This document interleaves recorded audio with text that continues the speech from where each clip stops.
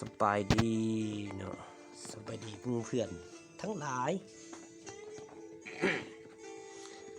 มื้อนี้จะมาสอนต่อการป้อนข้อมูลหันษาเนาะป้อนข้อมูลหันษาหลายคนอาจจะยังบ่ทันรู้อะไรว่าอาจจะคิดว่าคงจะใช้แต่คอมพิวเตอร์เท่านั้นเนาะที่จะสามารถป้อนได้เนาะแต่ว่ามานี่จะพาไปใส่โทรศัพท์ป้อนเนาะอันนี้คือโทรศัพท์เนาะบ่ยากหยังเนาะเฮาไปหาโปรแกรมหรือไปนำโปรแกรมตัวนี้ดึงออกมานอกโลดเนาะเพราะว่ามื้อหน้าเฮาจะใส่หลายๆเนาะคือมื้อหน้าเฮาจะใส่หลายๆแล้วเฮาก็ดึงออกมานอกไว้นี่ละเฮาใส่หลายๆนะเฮาดึงออกมานอกเลยนะใส่ตัวนี้นะกดเข้าไปเวลานี้เฮากดเข้าไปเนาะเฮาก็จะไปสอกหาหรือว่าตีใส่เว็บมันเนาะเปิดหน้าต่างใหม่ก็ได้หรือจะเลือกอยู่ที่หน้าต่างตัวใดก็ได้เนาะเฮาเคยมีในระบบเคยใส่แล้วเนาะก็กดใส่เนาะเอาละโปรแกรมมันหรือว่าเว็บไซต์มันจะเป็นตัวสีนี้เนาะเว็บไซต์มันจะเป็นตัวนี้นะโอเคเนาะเวลานี้เราก็จะมาขยายจอให้มันได้เนาะหรืออยากให้จอมันเป็นแบบจอคอมพิวเตอร์ก็สามารถกดตัวนี้ได้เนาะอันนี้เป็นจอแบบโทรศัพท์อันนี้นะอันนี้จะเป็นจอแบบโทรศัพท์เนาะอันนี้นะบ่อยากใส่เป็นจอโทรศัพท์บางเทื่อมันอาจจะใส่ยากเนาะใส่เป็นจอแบบจอคอมดีกว่าใส่เป็นจอคอมมันจะเป็นอันนี้เนาะจอคอมมันจะเป็นอันนี้ถ้าเคยลงซื้อเข้าใส่ใน Google Chrome ตัวนี้คือเขาจะบ่ลงซื้อใส่โทรศัพท์มันก็สามารถใส่ Google Chrome ได้เนาะแสดงว่าเราลงซื้อเขาก็ใส่โทรศัพท์แล้วก็สามารถใส่ Google Chrome ได้ก็กดเข้าไปเลยเนาะแล้วก็เขียนชื่อแล้วก็เขียน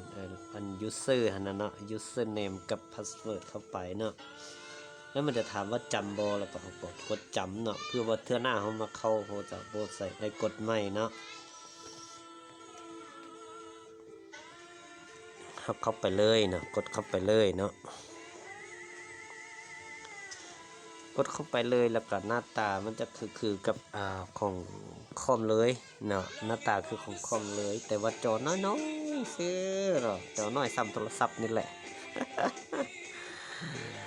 จอน้อยซ้ำโทรศัพท์นี่แต่เขาอยากให้มันใหญ่กว่าโทรศัพท์ก็ขยายเนาะขยายเนี่ยนี่ ขยายแล้วก็ค่อยเลื่อนไปเบิ่งทีละจุดเอาแล้วมันก็ใหญ่โพดเนาะธรรมดานี่แหละเนาะ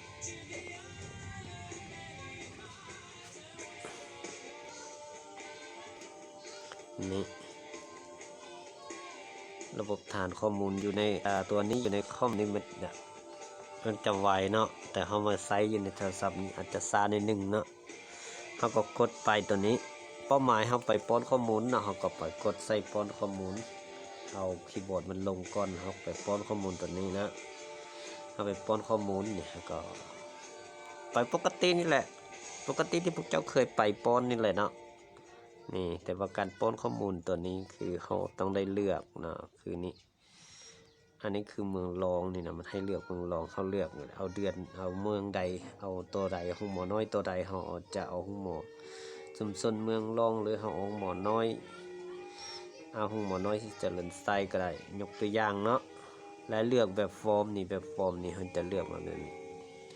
กดใส่ละอาจจะเลือกเป็นฟอร์มเพียงพอสำเร็จ10 มื้อหรือฟอร์มประจำเดือนกันแล้วเนาะเวียกเขา2 เวียกก็มีแต่เท่านี้แหละเนาะ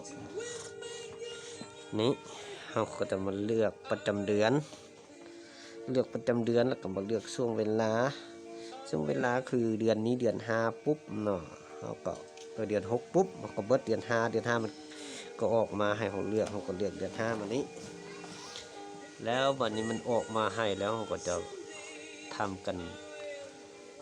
ป้อนข้อมูลที่เราเก็บไว้ให้แล้วเนาะป้อนข้อมูลที่เราเก็บไว้ให้แล้วหลังจากป้อนแล้วเราก็เราต้องได้มากดตัวนี้นะ กดสอบความถูกต้องนี่ก่อนเนาะหลังจากที่ให้มันบ่มีตัวที่ผิดพลาดเนาะคือยกตัวอย่างว่าถ้าว่ามันถูกต้องมันจะกดมันจะออกมาในนี้มันจะออกมาในนี้นี่ตัวนี้มันจะหมายเต็กขึ้นตัวเต็กสีเขียวนี่ขึ้นมาเนาะว่าถูกต้องเนาะแต่ถ้าว่าข้อมูลโบพานมันจะขึ้นเป็นสีแดงยกตัวอย่างบ่อยากยกตัวอย่างบ่ข้อมูลที่มันโบพานโอเคตัวนี้มี16แต่ว่าบอนนี้มันบอนอย่างบอนนี้มันบอนจ่ายหรือบอนหับเพื่อให้เห็นจะเนาะเขามี300นะมีเหล้า70นี่300มิลลิเนี่ยเขาไปจ่ายออกอยู่ที่400หลงแล้วก็อย่าคั่วมันทึกบ่ทึกเนาะเขาก็ไป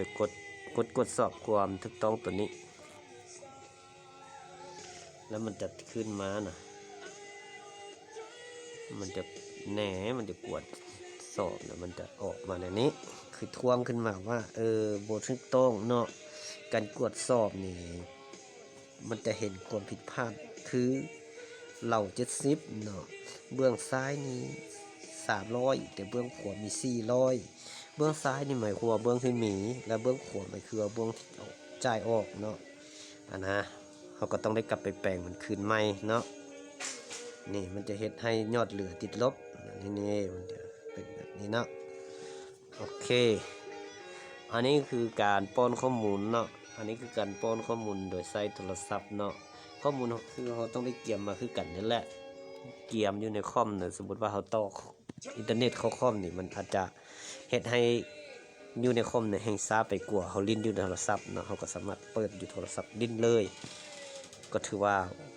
ได้แล้วเนาะได้คือกันหรือว่าเขาไปหาบอนมีสัญญาณเนาะถ้าเขาจะถือคอมไปมันก็คอมใหญ่เนาะมันก็นักเนาะเขาก็โทรศัพท์ไปเลยใส่ส่งไปเลยเป็นยังบอนมีสัญญาณแล้วเขาป้อนเลยถือว่าจบเรียบร้อยเนาะมันจะไวให้เขาอีกโอเคขอบใจเนาะสำหรับการติดตามเด้อสนใจก็กดไลค์กดแชร์กดSubscribeด้วยนะครับขอบใจ